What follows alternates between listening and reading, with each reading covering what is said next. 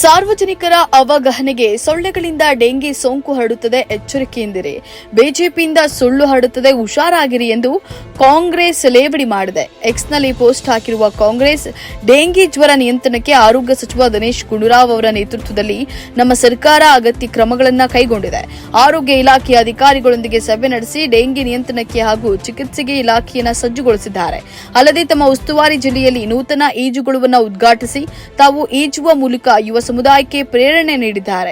BJP ಹಿಂದೆ Covid ಸೋಂಕು ಉತ್ತುಂಗದಲ್ಲಿದ್ದಾಗ ಆರೋಗ್ಯ ಸಚಿವರಾಗಿದ್ದ ಡಾಕ್ಟರ್ ಸುಧಾಕರ್ ಈಜು ಮೋಜು ಮಾಡಿದ್ದರ ಬಗ್ಗೆ ನೆನಪಿದೆಯೇ?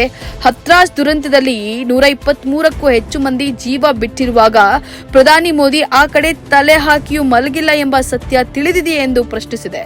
ಮಣಿಪುರದಲ್ಲಿ ಡೆಂಗಿಗಿಂತಲೂ ಭೀಕರವಾದ ದ್ವೇಷ ತಾಂಡವಾಡುತ್ತಿರುವಾಗ ಪ್ರಧಾನಿ ಮೋದಿ ಅತ್ತ ತಿರುಗಿಯೂ ನೋಡಲಿಲ್ಲ ಎಂಬ ವಾಸ್ತವದ ಅರಿವಿದೆಯೇ? ರೈಲು ದುರಂತಗಳಲ್ಲಿ ನೂರಾರು ಮಂದಿ ಬಲಿಯಾದಾಗ ನಿಮ್ಮ ಕೇಂದ್ರ ಸರ್ಕಾರದ ಸಚಿವರು ಹೊಣೆಗಾರಿಕೆಯನ್ನ ಪ್ರದರ್ಶಿಸಿಲ್ಲ ಎಂಬ ಸತ್ಯ ತಿಳಿದಿದೆಯೇ ಎಂದು ಕಾಂಗ್ರೆಸ್ ಆಕ್ರೋಶವನ್ನ ವ್ಯಕ್ತಪಡಿಸಿದೆ.